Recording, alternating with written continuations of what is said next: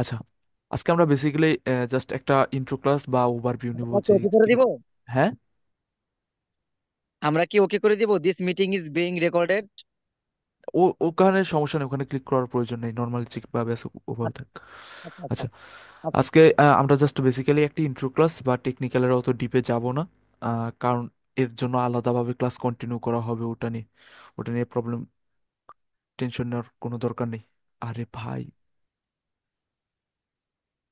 সবার কথাই ক্লিয়ার আসে একদম। আচ্ছা, সবার ইন্ট্রো। কথা একশো একশো আসতেছে। হ্যাঁ, শুনি। ইন্ট্রো ইন্ট্রো দিয়ে কি বোঝাচ্ছি আমরা? সাপোজ বাইনারিতে আমরা ট্রেড করতে গেলে আমাদের কাছে অনেক কিছুই আছে। আমাদের কাছে বিভিন্ন টাইপের নলেজ বা বিভিন্ন জিনিস সব কিছুই আছে বাইনারিতে ট্রেড করতে গেলে, বাট টাইম পাই না আমরা অত। টাইম বলতে কি, আমাদের কাছে জাস্ট 1 মিনিটের ক্যান্ডেল প্রেডিক্ট করতে হয়, আর 30 সেকেন্ড টাইম থাকে আমাদের ওই ক্যান্ডেলকে প্রেডিক্ট করে ওই আমাদের ডিরেকশনে যাবে কি যাবে না ওইটা দেখে দেন ট্রেডকে প্লেস করতে হয়, যেটা অনেক রিস্কি আমাদের জন্য, কারণ 30 সেকেন্ডের মধ্যে সব কিছু কমপ্লিট করা যায় না, কখনোই পসিবল না। তো এর কারণে বাইনারি আমাদের জন্য অনেক রিস্কি হয়ে যায়। সো এখানে আমাদের ট্রেড করতে হলে বা সার্ভাইভ করতে হলে আমাদের অলওয়েজ তিনটা জিনিস মাস্ট লাগবে। আমাদের তিনটা জিনিস কি লাগবে? মাস্ট লাগবে। তিনটার মধ্যে একটা হচ্ছে, ফার্স্ট হচ্ছে আমাদের টেকনিক্যাল অ্যানালাইসিস। ফার্স্ট হচ্ছে আমাদের কি? Technical analysis. আমাদের ফার্স্টে লাগবে টেকনিক্যাল অ্যানালাইসিস। সেকেন্ডে আমাদের কি লাগবে? সেকেন্ডে আমাদের লাগবে হচ্ছে রিস্ক ম্যানেজমেন্ট। সেকেন্ডে আমাদের কি লাগবে? Risk management. অ্যান্ড থার্ড আমাদের কি লাগবে? মানি ম্যানেজমেন্ট বা ইমোশন কন্ট্রোল। তিনটার একটা, সরি দুইটার একটা, ইমোশন কন্ট্রোল আর মানি ম্যানেজমেন্ট এক না, যদিও তবু ইমোশন কন্ট্রোল আমাদের লাগবে। এই তিনটা জিনিস মোস্ট ফোকাস দিতে হবে, মাস্টলি আমাদের এই তিনটা জিনিস লাগবেই বাইনারিতে ট্রেডিং করতে গেলে। ফার্স্ট কি লাগবে? Technical analysis. সেকেন্ড লাগবে রিস্ক ম্যানেজমেন্ট। থার্ড লাগবে ইমোশন কন্ট্রোল। এই তিনটাকে একসাথে কম্বাইন করে দেন আমরা ট্রেড করব। তিনটার একটা মিসম্যাচ হলে আমাদের ট্রেড কখনো 100% হবে না।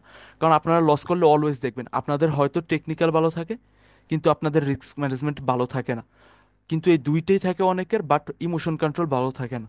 এর কারণে কি হয়, দিন শেষে লসই থাকে। তো আমাদের যদি ট্রেড প্লেস করতে হয় তাহলে আমাদের কি লাগবে? মাস্ট এই তিনটা জিনিসে মাস্টারি করতে হবে। বাইনারিতে সার্ভাইভ করতে হলে বা প্রফিটেবল হতে হলে, দিন শেষে প্রফিটেবল থাকতে হলে আমাদের এই তিনটা জিনিসে মাস্ট ফোকাস থাকতে হবে, বা মাস্টারি থাকতে হবে। আচ্ছা, ট্রেডিংয়ের মধ্যে আমরা অলওয়েজ কি করি? ট্রেডিংয়ের মধ্যে অলওয়েজ আমাদের গ্রিডিং। আচ্ছা, যে কোনো একজন মাইক অন করে রাখবেন, না হলে মনে হয় রোবটের মতো কথা বলি, বুঝছেন? ওকে ওকে আচ্ছা ভাই, হ্যাঁ ঠিক হ্যাঁ। আছে। আমার সাথে সায় দিবেন, না হলে রোবট মনে হয়। আচ্ছা, ওকে ওকে। ওকে ওকে। ট্রেডিং এর মধ্যে আমাদের সবসময় একটা জিনিস কাজ করে, যেটা হচ্ছে গ্রিডিং। যেটা হচ্ছে কি? গ্রিডিং। সাপোজ এই তিনটা জিনিসই আছে, বাট আমাদের মধ্যে ওই জিনিসটা নাই যে আমরা অল্প জিনিসে সন্তুষ্ট থাকি। আমাদের মধ্যে অলওয়েজ কাজ করে কি? গ্রিডিং। যেমন সাপোজ আমরা একটা টেকনিক্যাল অ্যানালাইসিস ভালো করে ফেলছি, হ্যাঁ। সাপোজ একটা টেকনিক্যাল অ্যানালাইসিস ভালো করে ফেলছি, একটা ট্রেডের মধ্যে আমরা 100% কনফার্ম যে ট্রেডটা আমাদের ডিরেকশনই ফর্ম হবে, হ্যাঁ।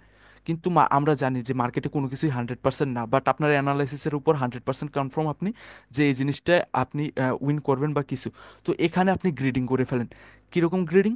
যেখানে আপনার প্রিভিয়াসলি $1 আপনি রিস্ক নিতেছিলেন, $1 যেখানে রিস্ক নিতেছিলেন, ওইখানে গ্রিডিংয়ের কারণে, অতিরিক্ত কনফিডেন্সের কারণে আপনি এখানে $5 রিস্ক নিয়ে বসে আছেন। যার মানে আপনি রিস্ককে জায়গা ম্যানেজ করতেছেন না। যেখানে প্রিভিয়াসলি আপনি $1 ট্রেড ফলো করতেছিলেন, ওইখানে সেম অবস্থায় আপনি কি করে ফেলছেন? $5 ট্রেড প্লেস করে ফেলছেন, যার ফলে আপনার রিস্ক ম্যানেজমেন্ট কি হয়ে গেছে? বিগড়ে গেছে। এখন সাপোজ আমরা জানি ট্রেডিংয়ে কোনো কিছুই 100% না, সব কিছুই 99%। ওই 1%-এর কারণে সাপোজ এই ট্রেডটা লস হয়ে গেছে, স্বাভাবিক, ট্রেড একটা লস হতেই পারে। বাট এখানে কি হয়ে গেছে? আপনার যেখানে রিস্ক নেওয়ার কথা ছিল $1, ওইখানে আপনি আপনার ক্যাপিটালের ওই অনুযায়ী, রিস্ক ম্যানেজমেন্ট অনুযায়ী এর থেকে বেশি নিয়ে ফেলছেন। কত? $5। এখন আপনার কি হবে? এখন আপনার কি হবে? ইমোশন ট্রিগার হবে। ইমোশন ট্রিগার হবে অবভিয়াসলি।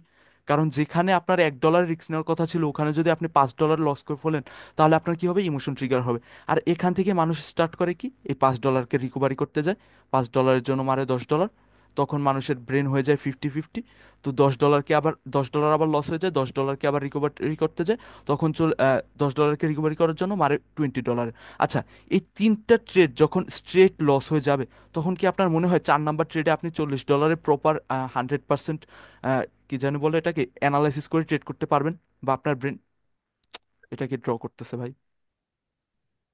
আপনার কি এই $40 ট্রেডটা যখন আপনি প্লেস করবেন, লাস্ট ট্রেডটা এইগুলো রিকভারি করতে যাবেন যখন, আপনার কি মনে হয় যে এখানে আপনি জীবনেও আপনার ব্রেন প্রপার কাজ করবে বা ওয়ার্ক করবে? না ভাই। বলেন। কারণ যেখানে আপনি $1 ট্রেড প্লেস করতেছিলেন প্রিভিয়াসলি, ওইখানে $5 ট্রেড প্লেস করে লস করছেন, দেন ওইখান থেকে মার্টিঙ্গেলের স্টোরি স্টার্ট হয়েছে অ্যান্ড ওইখান থেকে আপনি $40 গিয়ে ল্যান্ড করছেন। যেখানে আপনার সাইকোলজি জাস্ট $1 ট্রেড করার, ওইখানে আপনি কি $40 ট্রেড প্লেস করতে পারবেন জীবনেও? এখানে আপনি অলরেডি 50-50 হয়ে যাবেন। আপনার অ্যানালাইসিস যদি 100%ও থাকে, বাট আপনার ব্রেন কাজ করবে কি 50-50, তখন আপনার যেখানে এন্ট্রি নেওয়ার কথা না ওইখানে এন্ট্রি নিয়ে বসে থাকবেন, অ্যান্ড এই $40ও আপনার কি হবে, লস হবে। এটাকে বলে রিস্ক ম্যানেজমেন্ট। তো রিস্ক ম্যানেজমেন্ট আমাদের এভাবে কন্ট্রোল করতে হবে, যেখানে আমাদের যত বেশি কনফার্মই থাকুক, আমরা একটা মনে করেন প্রপার ওয়ের মধ্যে থাকবো, এর বাইরে যাওয়া যাবে না।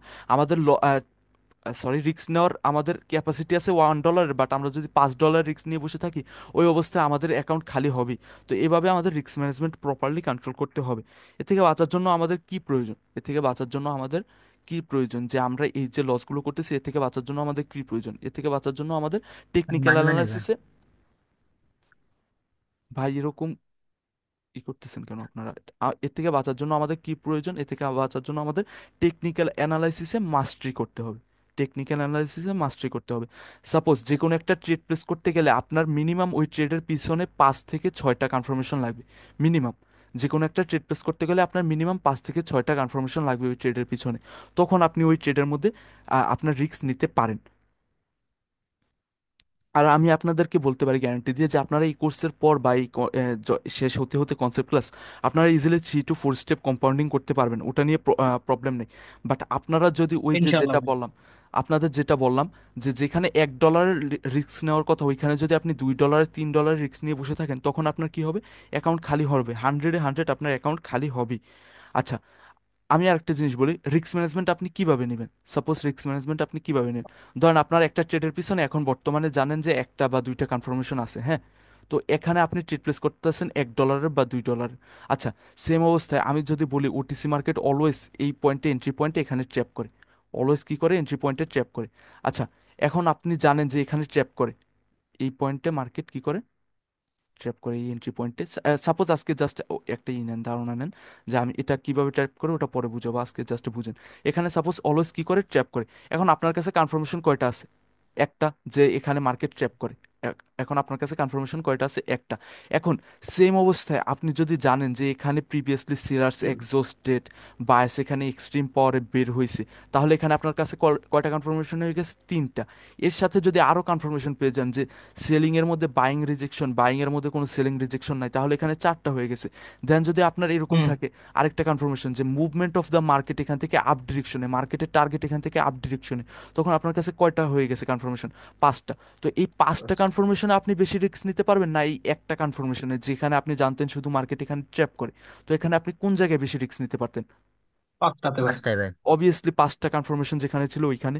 তো মার্কেটে আমরা এমনভাবে রিস্ক ম্যানেজমেন্ট করবো, এখন এই 5টা কনফার্মেশন যেখানে থাকবে ওখানে আমাদের অবভিয়াসলি ট্রেড উইন হওয়ার পার্সেন্টেজ বেশি থাকবে। ওখানে আমরা যদি প্রিভিয়াসলি দুই হুম। ডলার ট্রেড প্রেস করতে পারতাম, এখানে আমরা $4 ট্রেড ইজিলি প্রেস করতে পারবো, কারণ এখানে আমাদের কনফার্মেশন বেশি। সো আমরা কনফার্মেশনের সাথে অ্যালাইন করে দেন রিস্ককে নিব। বাট আমি অলওয়েজ বলি হুম। যে মার্কেটে সিঙ্গেল অ্যামাউন্টে ট্রেড করে কোনোদিনও মনে করেন অ্যাকাউন্ট গ্রো করা পসিবল না, পসিবল হলেও অনেক হার্ড। যেখানে কম্পাউন্ডিং করে ইজিলি গ্রো করতে পারবেন। তো ওই সেম কম্পাউন্ডিং এর বেলাও, যেখানে আপনার একটা কনফার্মেশন আছে ওখানে আপনি কম্পাউন্ডিং এর ট্রেড প্লেস করবেন না, যেখানে আপনার 4 থেকে 5টা কনফার্মেশন আছে ওখানে, অবভিয়াসলি এখানে। 4 থেকে 5টা 5টা। হ্যাঁ। তো এভাবে আমরা ট্রেড প্লেস করব, বা এভাবে আমরা আমাদের রিস্ককে ম্যানেজ করব কনফার্মেশন অনুযায়ী, যেখানে যে যত বেশি কনফার্মেশন ওইখানে আমরা ওইরকমভাবে ট্রেড প্লেস করব। কখনো একটা দুইটা কনফার্মেশনের উপর ডিপেন্ড করে আমরা রিস্ককে নিব না বা ট্রেড প্লেস করার এন্ট্রি নিব না। আচ্ছা, এখন হুম। আরেকটা জিনিস আসে, শিওর ট্রেড লস।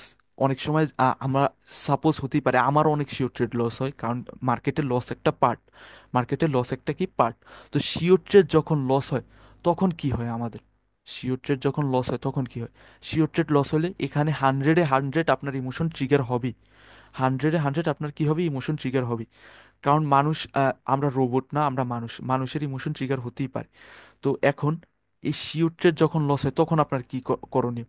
তখন আপনি হয় মার্কেট থেকে বের হয়ে যাবেন। এখানে আপনার দুইটা জিনিস হয়, শিওর ট্রেড যখন লস হয় দুইটা জিনিস হয়। একটা হয়তো আপনার কোথাও মিস্টেক হচ্ছে, একটা হয়তো কোথাও আপনার মিস্টেক হচ্ছে, যদি মিস্টেক হয়ে থাকে তাহলে ওইটাকে ফাইন্ড আউট করার আগ পর্যন্ত আপনি সেকেন্ড ট্রেডে এন্ট্রি নেবেন না। যদি আপনার মিস্টেক যতক্ষণ না ফাইন্ড হয় ততক্ষণ আপনি সেকেন্ড ট্রেডে এন্ট্রি নেবেন না। আর সেকেন্ড হচ্ছে হুম। আপনার হতে পারে এটা শিওর আপনার সব কিছু ঠিক আছে, বাট মার্কেট আপনার অ্যাকর্ডিং চলতেছে না। তো ওই অবস্থায় আপনি কি করবেন, মার্কেট থেকে সিম্পলি লিভ নিয়ে নেবেন ওই দিনের জন্য। ওই দিন আর সেকেন্ড বার মার্কেটে এন্ট্রি নেবেন না। কারণ তখন আপনার ইমোশন অলরেডি ট্রিগার হয়ে থাকবে, তখন আপনার নিজের প্রতি যে কনফিডেন্স ছিল ওইটা লুজ হয়ে যাবে। তখন আপনার আর নিজের প্রতি বিশ্বাস থাকবে না, বা কনসেপ্টের উপর আপনার বিশ্বাস কমে যাবে। তখন আপনি কি করেন, 50-50 যে ট্রেডগুলো না, ওইখানেও এন্ট্রি নেওয়া স্টার্ট করে দেবেন। তো এভাবেও ইমোশন ট্রিগার হয়। আরেকভাবে হয় ফ্রাস্ট্রেশন দিয়ে। ফ্রাস্ট্রেশন কি, ফ্রাস্ট্রেশন দিয়ে আমরা কি বুঝি বলেন কেউ? সাপোজ মনে করেন আপনি জব করেন বা ব্যবসা বাণিজ্য করেন বা যেটাই করেন, বা স্কুল কলেজে যেখানেই আসেন বা ঘরে থাকেন, যেভাবেই হোক ফ্রাস্ট্রেশন যে কোনোভাবে মানুষের আসতে পারে। আপনি জব করেন, ওখান থেকে আপনার ফ্রাস্ট্রেশন আসতে পারে। বা আপনি যে কোনো বাইরে যেখানেই থাকেন, আপনার ওখান থেকে ফ্রাস্ট্রেশন আসতেই পারে, মানুষের সাথে কথা কাটাকাটি হয়েছে এটা নিয়ে, বা যে কোনো বিষয় নিয়ে। তো এই অবস্থায় অনেকে কি করে, ট্রেডিংয়ে এন্টার করে। এই অবস্থায় অনেকে কি করে, ট্রেডিংয়ে এন্টার করে। মনে করেন আজকে আমার ফ্রাস্ট্রেটেড, বাট আমি এমন অবস্থায় ব্রেক না নিয়ে আমি এখন এই কোটেক্সের চার্ট ওপেন করে ট্রেড করা স্টার্ট করে দিছি লাইভ অ্যাকাউন্টে। তখন আপনার ব্রেন অলরেডি ফ্রাস্ট্রেটেড বা একটা অন্য কিছু নিয়ে দুশ্চিন্তায় আছে, বা অন্য কিছুর উপর ফোকাস দিয়ে রাখছে বেশি। তখন আপনার ব্রেন চার্ট অ্যানালাইসিস করতে পারবে না প্রপার, আপনি যতই মনে করেন পারবে, বাট প্রপার পারবে না। আপনার যদি ব্যাকগ্রাউন্ডে সব কিছু ক্লিয়ার না থাকে, তাহলে আপনি ট্রেডিংয়ে এন্টার করেন না ওই দিনের জন্য। ওই দিন আপনার ট্রেডিংয়ে এন্টার করা আপনার জন্য বোকামি হবে। কারণ তখন আপনার ব্রেন অলরেডি কি থাকবে, ফ্রাস্ট্রেটেড থাকবে, বা মনে করেন একটা জিনিস যেটা বলে যে অন্য দুশ্চিন্তায় ভুগবে। তখন আপনি ইজিলি যে কোনো জিনিসের উপর ফোকাস ধরে রাখতে পারবেন না। ইজিলি যে কোনো জিনিসের উপর ফোকাস ধরে রাখতে পারবেন না। এটা হচ্ছে আরেকটা বিষয়। মানুষের ইমোশন এভাবেও ট্রিগার হয়ে থাকে, বা এই কারণে আমাদের অনেক সময় লস হয়। তো আমরা ফার্স্টেই বলছি যে আমাদের ফার্স্টে কি প্রয়োজন ট্রেড করার জন্য, তিনটা বিষয়। তিনটা বিষয়ের মধ্যে একটা হচ্ছে টেকনিক্যাল, আরেকটা হচ্ছে আপনার রিস্ক ম্যানেজমেন্ট, আরেকটা হচ্ছে ইমোশন কন্ট্রোল। টেকনিক্যাল আমি শিখিয়ে দিব, প্রবলেম নেই, but risk management and emotion control এটা ডিপেন্ড করে আপনার উপর টোটালি। আপনি কিভাবে আপনার পয়েন্ট হুম। অফ ভিউ রাখতেছেন, আপনি কিভাবে মার্কেটে আপনার পয়েন্ট অফ ভিউ রাখতেছেন, এটার উপর ডিপেন্ড করে আপনার ইমোশন কন্ট্রোল বা বাকি যেসব জিনিসের উপর। আরেকটা জিনিস আছে ব্রেন এক্সিশন। আরেকটা জিনিস আছে ব্রেন এক্সিশন, বা যেটাই বলি, সাপোজ মনে করেন আপনি টানা 7টা ট্রেড লস উইন করছেন। হ্যাঁ, টানা 7টা ট্রেড উইন করছেন। এখন 8 নাম্বার ট্রেডে গিয়ে আপনার কি হবে, লস হয়ে গেছে। সাপোজ আপনি টানা 7টা ট্রেড উইন করছেন, 8 নাম্বার ট্রেডে গিয়ে আপনার লস হয়ে গেছে।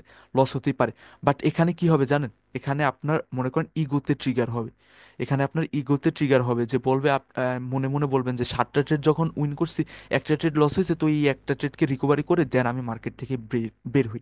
বাট অলরেডি কি থাকবে, আপনার ব্রেন এক্সস্টেড থাকবে। কারণ কি, এই 7টা ট্রেড করার জন্য আপনি কি অ্যানালাইসিস করছেন না চার্টে, দেন ট্রেড প্লেস করছেন হুম না? হুম তো এর জন্য হুম আমাদের হুম কি প্রয়োজন, এর জন্য আমাদের কি প্রয়োজন, ব্রেন। ব্রেন প্রয়োজন না অ্যানালাইসিস করতে? গাড়ি চলতে যেমন তেলের প্রয়োজন, ব্রেন চলতেও তো ব্রেন অ্যানালাইসিস করতেও সেমভাবে আমাদের ব্রেনের প্রয়োজন। তো গাড়ির তেলও আনলিমিটেড না, আর আমাদের অ্যানালাইসিস করার জন্য ব্রেনের পাওয়ারও আনলিমিটেড থাকে না। একটা সময়ের পর হাঁপায়া যায়। তো এই 7টা ট্রেড যতক্ষণে করছেন ততক্ষণে অলরেডি আপনার ব্রেন কি গেছে, হাঁপায়া গেছে। যেমন আপনি সাপোজ ধরেন এরকম একটা মাঠ, হ্যাঁ, এই একটা মাঠ আমাদের। তো এই একটা হুম মাঠে আমরা, হ্যাঁ, এখান থেকে ফার্স্ট একটা দৌড়ানো স্টার্ট করে দিছি। তো এই অবস্থায় আমাদের একটা রাউন্ড হুম কমপ্লিট করছে, আমাদের 100% এনার্জি ছিল, আমাদের এখান থেকে একটু লুজ হয়েছে। এরকমভাবে আরেকটা রাউন্ড দিলাম, এখান থেকে একটু লুজ হয়েছে। আরেকটা রাউন্ড দিলাম, এভাবে আরেকটু লুজ হয়েছে। এরকম করতে করতে 4টা রাউন্ড দিয়ে ফেলছি, এখান থেকে আমাদের বেশি লুজ হওয়া স্টার্ট করে দিছে। 5 নাম্বারের বেলা গিয়ে আমরা কি হয়ে যাব, হাঁপিয়ে যাব, আর দৌড়ে আমরা কভার করতে পারবো না এই মাঠটাকে। এমন হবে আর না? পারবো না। হ্যাঁ। তো সেম ভাবে আমরা যেভাবে 7টা ট্রেডের আমরা যেভাবে 7টা,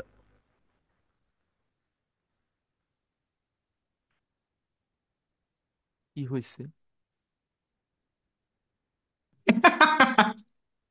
আচ্ছা, এই যেটা বলতেছিলাম যে ব্রেন আমাদের অলরেডি কি এখানে যেরকম ভাবে আমাদের শরীর কাজ করতেছে না, 4-5টা রাউন্ড দেওয়ার পর সেম ভাবে 7টা ট্রেডের পর কি আমাদের ব্রেন জীবনেও প্রপার, যে সময় আপনি ফার্স্ট ট্রেড করতেছিলেন, প্রথম ট্রেডে যখন এন্ট্রি নিয়েছিলেন, তখন যেভাবে আপনার ব্রেন ওয়ার্ক করতেছিল, 7 নাম্বার ট্রেডে গিয়ে কি ওভাবে ওয়ার্ক করবে আপনার? না না না। তখন আপনি অলরেডি এক্সস্টেড থাকবেন, বা ব্রেনের পাওয়ার লুজিং থাকবে। আর 8 নাম্বার ট্রেড যদি লস হয়ে যায়, তখন আপনার কি হয়ে যাবে, যেটা ছিল ওইটাও শেষ হয়ে যাবে। তো 8 নাম্বার ট্রেডের সম্পূর্ণ পর এক্সস্টেড হয়ে হ্যাঁ, যাব। 8 নাম্বার ট্রেডের পর আপনার যদি মনে হয় যে 9 নাম্বার ট্রেডে আপনি কন্টিনিউ করবেন, তখনই আপনার কি হবে, যে বাকি যে 7টা ট্রেড উইন করছেন ওই উইনিং স্ট্রিকটা এখানে শেষ হয়ে যাবে। মানে আপনার যত প্রফিট করছেন ওইটা লস হবে এখানে এসেই। কারণ হচ্ছে আমাদের ব্রেন কখনো এইটার পর কন্টিনিউ করতে পারবে না, কারণ অলরেডি এই 7 নাম্বার ট্রেডের পর আমাদের এক্সিস্টেড ছিল। 8 নাম্বার ট্রেডের লুজিংয়ের পর আমাদের ব্রেনের যে বাকি পাওয়ার ছিল ওটাও শেষ। তো 8 নাম্বার ট্রেডের পর আপনি যদি মনে করেন না আমি 7টা ট্রেডের অ্যাকুরেসি আছে, আমি উইন করার অ্যাকুরেসি আছে, তাহলে আমি 9 নাম্বার ট্রেডেও রিকভারি করে ফেলতে পারবো। বাট এটা আপনার ভুল ধারণা। এই অবস্থায় আপনার কি হবে, অ্যাকাউন্ট ফাঁকা হবে। তো এভাবে আপনাদের ইমোশন কন্ট্রোল করতে হবে। এভাবে আপনি ইমোশন কন্ট্রোল করতে পারেন, বাট এর বাইরে গেলে 8 নাম্বার ট্রেডে আপনি এন্ট্রি নিতে গেলে আপনার কি হবে, শিওর লস হবে। কারণ এটা লেখা, এটা মানুষের খাতায় লেখা আছে যে এটা লস হবে। আপনি চাইলে একটা বই আছে ট্রেডিং ইন দ্য জোন, ওইটা আপনি পড়তে পারেন। ওখানে মানুষের হিউম্যান সাইকোলজি ট্রেডিং নিয়ে সব কিছু ইন ডিটেলসে লেখা আছে। মানুষের ফোকাস টাইম কতটুক থাকে, কতটুক টাইম কতক্ষণ মানুষ ধরে হুম। রাখতে পারে তার ফোকাস, বা কখন স্টপ করা উচিত ট্রেডিং। তো এই টাইপের। তো মানুষ এভাবে ট্রেডিংয়ে ইমোশন ট্রিগার হয় বা এরকম লস করে। আর রিস্ক ম্যানেজমেন্ট এরকমভাবে করতে হয়, যত বেশি কনফার্মেশন আপনি তত বেশি ওই ট্রেডের উপর রিস্ক নিতে পারেন। ওই যেভাবে বললাম, একটা কনফার্মেশন থাকলে আপনি জাস্ট $1 মনে করেন রিস্ক নেবেন। যদি সেম অবস্থায় 5টা কনফার্মেশন থাকে আপনি এখানে $3 রিস্ক নিতে পারেন। তো আপনার ট্রেডের অ্যামাউন্ট ডিপেন্ড করে আপনার রিস্ক ম্যানেজমেন্টের উপর। যতটুক কনফার্মেশন ততটুক ট্রেড। হুম হুম। আচ্ছা, তো টেকনিক্যালে কি কিছু পড়াবো আজকে হালকা পাতলা?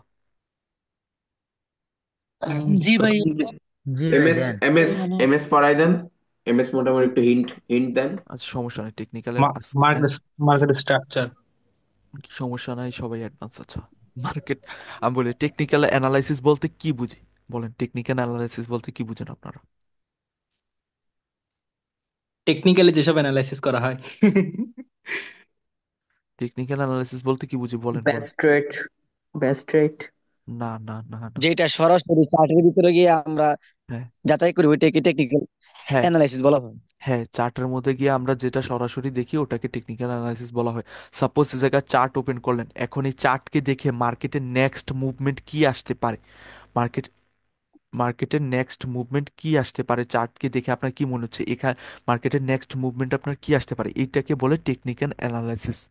যে আপনার অ্যানালাইসিস মার্কেটে কি আছে বা চার্টে কি আছে, আপনার অনুযায়ী মার্কেট কোথায় যাবে বা কিভাবে ওয়ার্ক করবে, এটাকে বলে টেকনিক্যাল অ্যানালাইসিস। আচ্ছা, মার্কেটে যাওয়ার পর সবার প্রথমে আমাদের কাছে কি ওপেন হয়, মার্কেটে যাওয়ার পর সবার প্রথম আমাদের কাছে কি ওপেন হয়? অবভিয়াসলি চার্ট, কোটেক্সের চার্ট ওপেন হয়। চার্ট। হুম। এখানে মার্কেটে ঢুকলাম, ঢোকার পর আমাদের কাছে প্রথমে কি শো করবে, আমাদের কাছে হ্যাঁ মার্কেটের চার্টে। কোটেক্সের এই চার্টটা শো করতেছে, এই চার্টটা। হ্যাঁ হ্যাঁ। তো আমাদের জন্য ফার্স্টে কি প্রয়োজন, একদম বেসিকে চার্ট সিলেকশন। একদম বেসিকে আমাদের জন্য কি প্রয়োজন, চার্ট চার্ট সিলেকশন। সিলেকশন। আপনার যদি চার্ট সিলেকশন ক্লিয়ার থাকে তাহলে আপনি নেক্সটে মুভ করতে পারবেন, বাট আমাদের একদম বেসিকে আমাদের কি প্রয়োজন, চার্ট সিলেকশন। আপনি কারো বাড়িতে গেলে আপনার ওই বাড়ি সম্পর্কে ধারণা থাকতে হয়, যদি ডাকাতের বাসায় যান তাহলে তো আপনাকে ডাকাতি করেই রেখে দেবে। তো ওই রকম টাইপের কথা হচ্ছে এই চার্ট সিলেকশন দিয়ে আমরা ওভাবে বুঝি। আপনি যে আপনার ডিপেন্ড করে কোন টাইপের ট্রেডে আপনি এন্ট্রি নেবেন, ওইটা ডিপেন্ড করে আপনার কিসের উপর, চার্ট সিলেকশনের উপর। আপনার অ্যাকুরেসি হুম। ডিপেন্ড করে আপনার চার্ট সিলেকশনের উপর। তো আমরা চার্ট সিলেকশন দুইভাবে করতে পারি। আচ্ছা, আজকে আমার মানে জুমের প্রিমিয়াম সাবস্ক্রিপশনটা শেষ হয়ে গেছে। কালকে থেকে মনে করেন টানা মানে আনলিমিটেড টাইমে সাবস্ক্রিপশনটা থাকবে, বুঝছেন? তো আমি আরেকটা লিঙ্ক দিব 10 মিনিট পর, ওইটায় জয়েন হয়ে নিন একটু কষ্ট করে। Okay sir. আচ্ছা, চার্ট সিলেকশন বলতে আমরা কি বুঝি? চার্ট সিলেকশন আমরা দুইভাবে করতে পারি। চার্ট সিলেকশন আমরা কিভাবে করতে পারি, দুইভাবে। চার্ট সিলেকশন আমরা দুইভাবে করতে পারি, একটা হচ্ছে পোজিং চার্ট, আরেকটা হচ্ছে ক্যান্ডেলসের চার্ট। আমরা চার্ট সিলেকশন দুইভাবে করতে পারি, একটা হচ্ছে পোজিং চার্ট, আরেকটা হচ্ছে ক্যান্ডেলসের চার্ট। পোজিং চার্ট, হুম ফার্স্ট আমরা পোজিং চার্ট ক্লিয়ার হয়ে নেব, দেন আমরা ক্যান্ডেলসের চার্টে যাব। হ্যাঁ, তো পোজিং চার্ট বলতে আমরা হুম। কি বুঝি, পোজিং চার্ট বলতে আমরা কি বুঝি, বলেন। পোজ দিয়ে আপনারা কি বুঝেন, যে কোনো জিনিসের পোজ, পোজ দিয়ে কি বুঝেন? ছবি তোলার পোজ মানে না, যে কোনো টাইপ, হ্যাঁ হ্যাঁ, পোজ, পোজ দিয়ে যে কি কোনো বুঝেন? জিনিসের মুভমেন্ট, হ্যাঁ, মুভমেন্ট একটা। আচ্ছা, যে কোনো একটা পোজ, স্ট্রাকচার যেটা আর কি বোঝা হ্যাঁ যায়। হ্যাঁ হ্যাঁ, পোজ দিয়ে আমরা মার্কেটের স্ট্রাকচার আইডেন্টিফাই করি বা মুভমেন্ট আইডেন্টিফাই করি। প্রিভিয়াসলি হুম পোজ দেখে মার্কেটের নেক্সট পোজ আইডেন্টিফাই করা কি বলে, পোজিং স্ট্রাকচার বা পোজিং মার্কেট। মার্কেটের পোজ হুম যদি ক্লিয়ার থাকে তাহলে আমরা ওই মার্কেটকে সিলেক্ট করব বা ওই চার্টকে সিলেক্ট করব। চার্ট সিলেকশনের জন্য আমাদের ফার্স্টে প্রয়োজন পোজিং চার্ট, দেন হচ্ছে ক্যান্ডেলসের চার্ট। আবার এই পোজিং চার্টের মধ্যে দুইটা জিনিস আছে, আবার এই পোজিং চার্টের মধ্যে দুইটা জিনিস আছে আছে ফার্স্ট হচ্ছে গুড মার্কেট, সেকেন্ড হচ্ছে ব্যাড মার্কেট। ফার্স্ট হুম হচ্ছে গুড মার্কেট, সেকেন্ড হচ্ছে ব্যাড মার্কেট। হ্যাঁ, তো এই গুড মার্কেটের মধ্যে আমাদের কি কি প্রয়োজন আর ব্যাড মার্কেটের মধ্যে কি কি প্রয়োজন? ব্যাড মার্কেট যেটা থাকবে, মানে ব্যাড কোয়ালিটিস যেটাই থাকবে, ওইটাকে আমরা কি করব, সিম্পলি অ্যাভয়েড করে দেবো, ওটাকে সিম্পলি অ্যাভয়েড করব। হুম হুম আর আমাদের অলওয়েজ প্রয়োজন গুড মার্কেট বা গুড চার্ট। গুড চার্ট সিলেকশনের জন্য আমাদের ফার্স্টে প্রয়োজন পোজিং ক্লিয়ার থাকতে হবে, মার্কেটের পোজ ক্লিয়ার থাকতে হবে, মার্কেটের মুভমেন্ট ক্লিয়ার থাকতে হবে। আমি চার্টে গিয়ে একটু পর ডিটেলসে দেখাচ্ছি, আগে ধারণা নিয়ে হুম নেন পোজ বলতে কি বুঝি।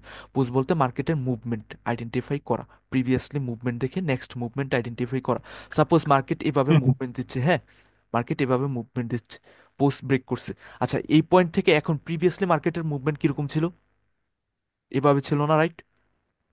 হুম হুম তো এন এখন, টাইপের ছিল এন। হ্যাঁ, প্রিভিয়াসলি ও মার্কেটের মুভমেন্ট আচ্ছা আচ্ছা। এভাবে আপ ট্রেন্ডের স্ট্রাকচার ফলো করতেছে, আপ ট্রেন্ডের স্ট্রাকচার ফলো করতেছে। প্রপার কিভাবে মার্ক করবেন আমি একটু পর দেখাচ্ছি, আগে এখানে ড্রয়িংয়ে বুঝে নেন। হ্যাঁ, তো এখন কারেন্টলি প্রিভিয়াসলি যেটা ফলো করতেছে, তাহলে আমরা প্রিভিয়াস পোজ অনুযায়ী কারেন্টলি আমরা সেম জিনিস এক্সপেক্ট করব না?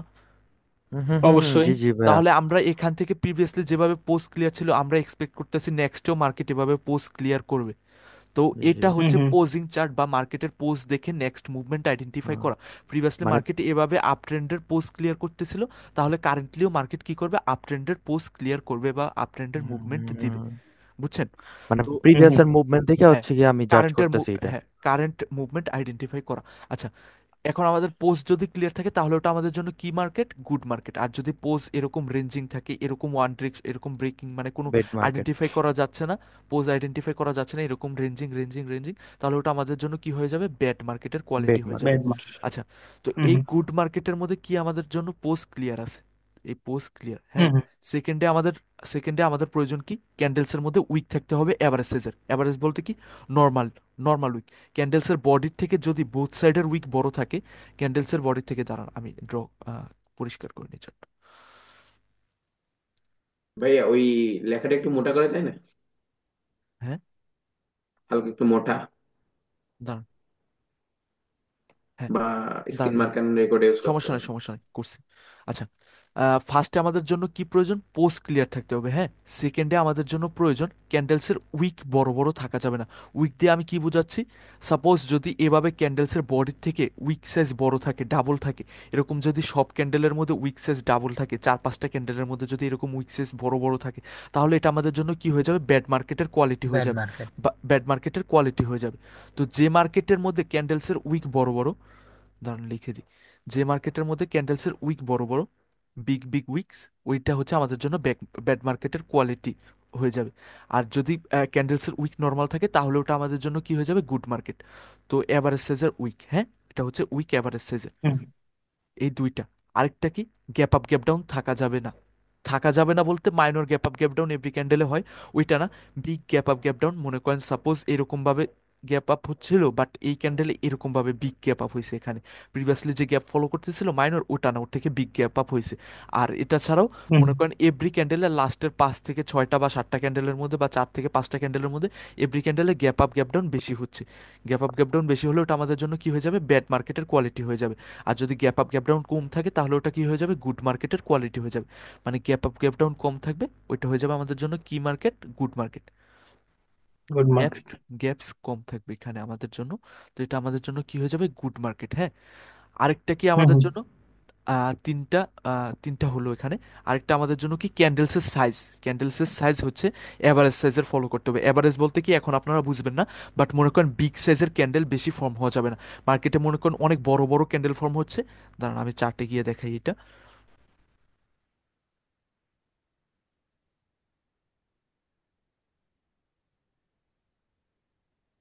মার্কেটে মনে করেন এই যেভাবে এখানে এখানে অনেক বড় বড় ক্যান্ডেলসের সাইজ ফর্ম হচ্ছে, এরকম টাইপের, এরকম বড় বড় ক্যান্ডেলসের সাইজ যেখানে ফর্ম হবে, ওইটা আমাদের জন্য কি হয়ে যাবে, ব্যাড মার্কেটের কোয়ালিটি হয়ে যাবে। এই টাইপের ক্যান্ডেলস আমাদের জন্য কি হয়ে যাবে, ব্যাড মার্কেটের কোয়ালিটিস হয়ে যাবে। আর এগুলো কি, স্মল ক্যান্ডেলের সাইজ, মানে চোখে দেখা যেটা মনে হচ্ছে যে অ্যাভারেজ সাইজের ক্যান্ডেল, অত বেশি বড় না। এই হুম ক্যান্ডেলটা যেরকম টাইপের বড়, ওইরকম টাইপের বড় না। প্রিভিয়াসগুলো এগুলো কি অ্যাভারেজ সাইজের ক্যান্ডেল, বা যেটাই হোক নর্মাল সাইজের ক্যান্ডেল। আর এগুলোকে কি আমরা মনে করব, এগুলো যে বিগ সাইজের ক্যান্ডেল। তো এটাকে আমরা কি ধরবো, ব্যাড চার্টের কোয়ালিটি। এটাকে আমরা কি ধরবো, ব্যাড চার্টের কোয়ালিটি। আর যে চার্টের মধ্যে ক্যান্ডেল সাইজ অ্যাভারেজ থাকবে, ওইটা আমাদের জন্য কি হবে, গুড চার্টের কোয়ালিটি। এখানে কয়টা হলো, চারটা। এখানে কয়টা হলো, চারটা। আর আরেকটা হচ্ছে আমাদের মার্কেটের পোস্ট সুইং যেটা বললাম ওইটার সাথেই অ্যালাইন করে, যে যদি মার্কেটের পোস্ট সুইং ক্লিয়ার না থাকে, এরকম মনে করেন প্রিভিয়াসলি মার্কেটের পোস্ট সুইং এরকম ছিল, মার্কেটে এরকমভাবে স্ট্রাকচার ফলো করতেছিল, বাট এইখানে মার্কেট ওয়ান ডিরেকশনাল মুভমেন্ট দিয়ে দিছে, এই ওয়েবের কোনো পোস্ট সুইং কি ক্লিয়ার আছে? এখানে পোস্ট না পোস্ট ক্লিয়ার ছিল, এখানে আমাদের জন্য কি ক্লিয়ার ছিল? পোস্ট ক্লিয়ার ছিল না, মার্কেটের মুভমেন্ট ক্লিয়ার ছিল না, হুম মার্কেট হুম এভাবে ফলো হুম হুম, করতেছে। হ্যাঁ, কিন্তু এই ওয়েবে কি জি আমাদের কাছে কিছু ক্লিয়ার আছে? এই ওয়েবে আমাদের কাছে না কি ভাই না কোনো না কিছু না ক্লিয়ার আছে? মার্কেটের কোনো প্রিভিয়াসলি যে মুভমেন্ট দিছে ওই মুভমেন্টের কোনো আমাদের কাছে ওটাকে কি বলে, আইডেন্টিফিকেশন আছে? না না না ভাই নাই। কারণ এটা মার্কেট এই যে পোজ যে ফলো করতেছিল মার্কেট, এই যে মার্কেট পোজিং স্ট্রাকচার ছিল, ওইটাকে ব্রেক করে ওয়ান ডিরেকশনাল মুভমেন্ট দিয়ে দিছে, ওইটাকে ব্রেক করে কি করে দিছে মার্কেট, ওয়ান ডিরেকশনাল মুভ দিয়ে দিছে। তাহলে এটা আমাদের জন্য কি হবে, ব্যাড মার্কেটের সাইন হবে, এটা আমাদের জন্য কি হবে, ব্যাড মার্কেটের সাইন। তো আমরা কি কি পেলাম? আমরা আমরা ফার্স্ট, পেলাম হচ্ছে গিয়ে দাঁড়ান আমি বলি, আরেকটা আমি বলি ফার্স্টে হচ্ছে গুড মার্কেটের জন্য আমাদের কি কি প্রয়োজন? গুড মার্কেটের জন্য বলবো আমাদের ফার্স্ট প্রয়োজন পোস্ট ক্লিয়ার থাকতে হবে মার্কেটে। Course clear. হ্যাঁ, পোস্ট ক্লিয়ার থাকতে হবে, মার্কেট পোজিং স্ট্রাকচার থাকবে। অনেকে কনফিউজ হবেন, প্রবলেম নাই, আমি এটা একটু পর আরেকটা লিঙ্ক দিচ্ছি, ওখানে সুন্দর করে চার্টে বুঝিয়ে দেবো সবগুলো। আচ্ছা, পোস্ট ক্লিয়ার আচ্ছা থাকতে হবে, ফার্স্টে আমাদের কি থাকতে হবে, পোস্ট ক্লিয়ার থাকতে হবে, তারপর কি থাকতে পোস্ট হবে, ক্লিয়ার ক্যান্ডেলসের size, wick wick candle wick size, size size এবার ক্যান্ডেলসের, উইকনেস। দাঁড়ান বলি বলি, উইক থাকতে হবে নর্মাল সাইজের, উইক থাকতে হবে নর্মাল সাইজের, নর্মাল সাইজ কি, বডির থেকে ডাবল সাইজের উইক থাকা যাবে না, বডির থেকে ডাবল সাইজের উইক থাকলে তাহলে এটা আমাদের জন্য কি হবে, ব্যাড। আচ্ছা, উইক সাইজ এভারেজ, হ্যাঁ। থার্ড আমাদের জন্য কি, gap. Gap up gap down বেশি থাকা যাবে না, মানে লাস্টের 5 থেকে 6টা ক্যান্ডেলের মধ্যে বা 4 থেকে 5টা ক্যান্ডেলের মধ্যে কন্টিনিউসলি গ্যাপ থাকা যাবে না। আচ্ছা, এটা হুম হচ্ছে গ্যাপসের। আর দাঁড়ান, এটা হচ্ছে গ্যাপসের, তারপর কি আমাদের, তারপর ক্যান্ডেলসের ওয়ান সাইজ সাইড ক্যান্ডেলের অ্যাভারেজ সাইজ থাকবে, বেশি বড় হওয়া যাবে না। ক্যান্ডেলসের সাইজ অ্যাভারেজ থাকতে হবে, নর্মাল সাইজের ক্যান্ডেল থাকতে হবে, অ্যাভারেজ সাইজের ক্যান্ডেল থাকতে হবে। তো ক্যান্ডেলের সাইজ এটা হচ্ছে আরেকটা, আরেকটা হচ্ছে আমাদের জন্য মার্কেটের পোজ বা সুইং, ওইটা যেটা বললাম ওই রকম টাইপের আরেকটা, ওয়ান ডিরেকশনাল মার্কেট থাকা যাবে না। ওয়ান ডিরেকশনাল মার্কেট যদি থাকে, যে কোনো প্রিভিয়াসলি মার্কেটের পোজ বা সুইংয়ের কোনো আইডেন্টিফিকেশন নাই, এরকম পোস্ট বা সুইং যেটা ছিল মার্কেটের মুভমেন্টের কোনো আইডেন্টিফিকেশন নাই, মার্কেট এরকম আপ ডাউন ডিরেকশনে একটা মুভমেন্ট দিয়ে দিছে, তাহলে এটা আমাদের জন্য কোনো গুড মার্কেটের সাইন হবে না, এটা আমাদের জন্য কি হবে, ব্যাড মার্কেটের সাইন। আচ্ছা, বুঝছেন? হুম হুম আর হুম। ব্যাড মার্কেটের গুলো কি ওইটা, আচ্ছা দাঁড়ান, টাইম শেষ, টাইম শেষ বলতে আজকে একটু কনসিডার করে নেন, হ্যাঁ। কালকে আচ্ছা আমি ওকে ভাই সমস্যা নেবে। জুম প্রিমিয়ামের সাবস্ক্রিপশনটা শেষ হয়ে গেছে আমার।